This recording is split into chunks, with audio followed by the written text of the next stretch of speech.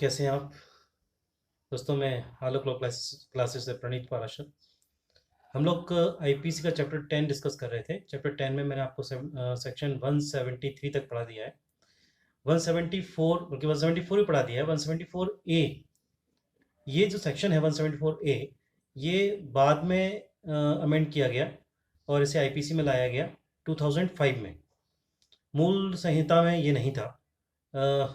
Actually ये section depend है CrPC section 82 पर। 82 जिसमें किसी व्यक्ति को बुलाने के लिए जब उद्घोषणा जारी कर दी जाती है, उस उद्घोषणा का प्रकाशन हो जाता है, उसके बाद वो हाजिर नहीं होता या किसी भी तरह से जिस तरह से हम चाहते हैं उस तरह से हाजिर नहीं होता, लोप करता है, तो ये सेक्शन लागू होता है 174 ए। ठीक है। 174 ए से पहले मैं सीआरपीसी सेक्शन 82 पे ध्यान देना होगा। 82 में 4 सबसेक्शन हैं। 4 सबसेक्शन में से सबसेक्शन 1 और 4 के बारे में स्पेशली इसमें लिखा है। 82 का 1 ये कहता है कि अगर किसी भी अपराध में कोई लोक सेवक कोई उद्घोषणा जारी करता है किसी व्यक्ति को बुलाने के लिए कि वो न्यायालय में उपस्थित हो, हाजिर हो, और ऐसा व्यक्ति उस उद्घोषणा के उत्तर में हाजिर नहीं होता, उसका लोप करता है, ठीक है, या फिर जैसा उद्घोषणा में हमने प्रकाशित किया है, उद्घोषणा में जिस तरह का हमने अपेक्षा की थी वो उस तरह से हाजिर नहीं होता है, उसका लोप करता है, तो 82(1) के तहत उसे 82(1) में ऑफेंस होगा, ठीक है ना। और 174(a) के तहत उसे फिर 3 वर्ष का कारावास या जुर्माना या दोनों से दंडित किया जाएगा। दोस्तों 82 सेक्शन 82 सीआरपीसी का 4 सबसेक्शन में कुछ जघन्य अपराध बताए गए हैं और उन्हें आईपीसी की धाराओं के अंतर्गत समझाया गया है।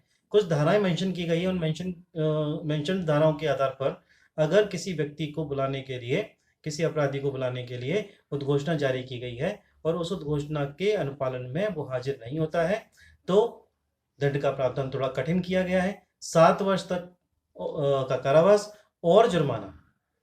ठीक है। 82(1) में अगर ऑफेंस है, 82(1) के तहत अगर वो नहीं आता है तो 3 वर्ष या जुर्माना या दोनों, और अगर वो 82(4) में नहीं आ रहा है तो 7 वर्ष और जुर्माने से दंडित किया जाएगा। ये आपका 174 ए हुआ। 175, 176, 177 ये 3 सेक्शन है जो किसी व्यक्ति को 175 में है अगर उसे हमने दस्तावेज या इलेक्ट्रॉनिक अभिलेख प्रस्तुत करने के लिए, पेश करने के लिए बुलाया है और वो हाजिर नहीं होता, लोप करता है या प्रस्तुत नहीं करता, 176।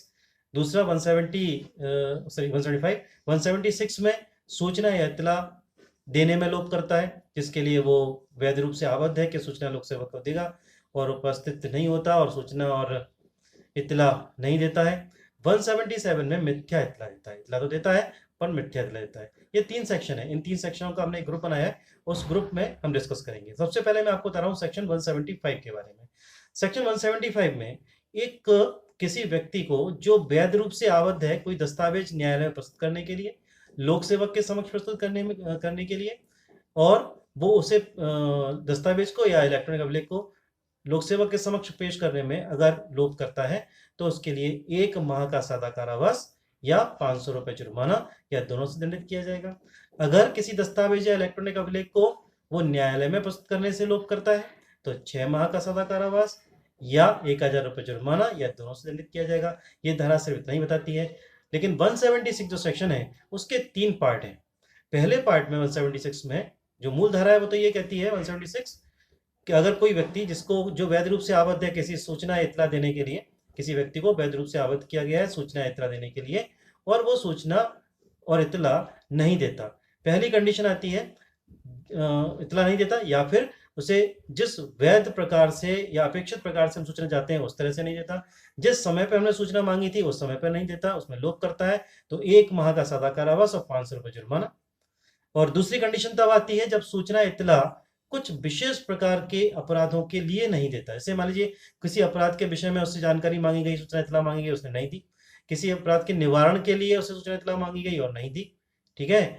और तीसरी कंडीशन, अपराधी के को पकड़ने के लिए हमने सूचना इत्तला मांगी और वो उसने नहीं दी। इन 3 कंडीशनों में, 3 स्थितियों में अगर सूचना इत्तला देने में लोप करता है तो 6 माह का सादा कारावास या जुर्माना 1000 रुपए तक का या दोनों से दंडित किया जाएगा। ठीक है। इसी में एक तीसरा पार्ट भी है। तीसरा पार्ट सीआरपीसी 356 के बारे में। 356 में आपको पता होगा, हम लोगों ने सीआरपीसी में पढ़ा था।